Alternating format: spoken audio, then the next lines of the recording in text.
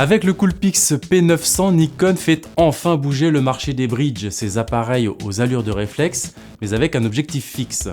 À en croire le fabricant, il s'agirait du modèle le plus polyvalent jamais sorti, alors forcément, on a eu envie de le prendre en main et nous l'avons testé aussi en laboratoire.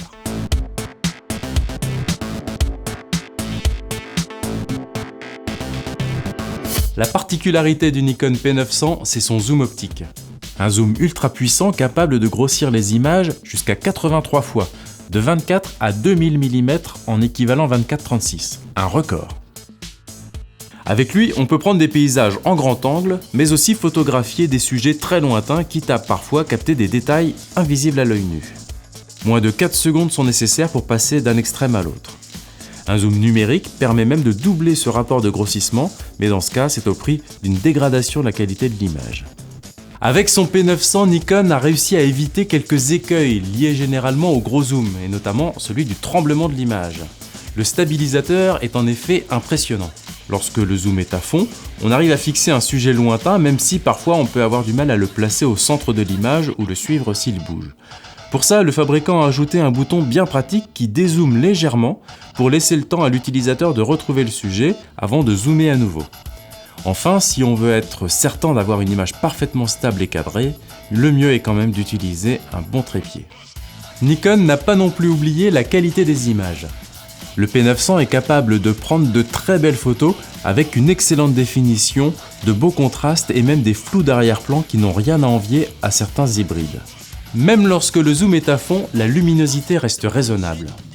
Mais encore faut-il que les conditions soient bonnes, car quand la lumière baisse, les images ont tendance à être plus bruitées et moins détaillées.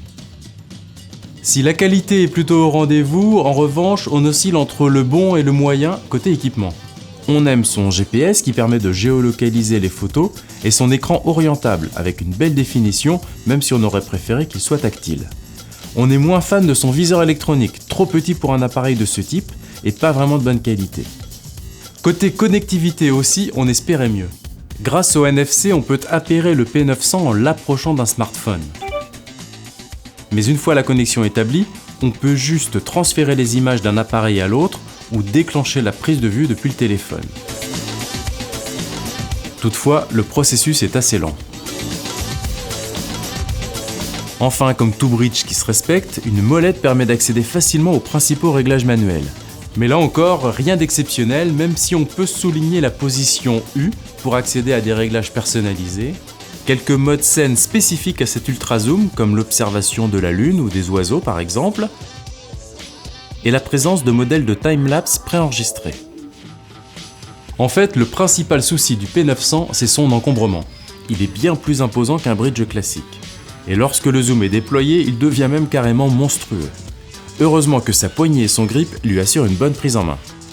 Le flash aussi est plus imposant que la moyenne pour éviter que l'objectif ne bloque la lumière. Enfin, le P900 est lourd, près d'1 kg sur la balance, pas vraiment pratique à transporter. Malgré quelques défauts, Nikon a réussi un petit exploit technique avec son P900, celui de proposer un zoom ultra puissant, réellement exploitable. Et ça, c'était pas gagné d'avance. En plus, le P900 est vendu à un prix abordable, moins de 600 €. Pour en savoir plus et retrouver les résultats complets de notre test, rendez-vous sur notre site quechoisir.org.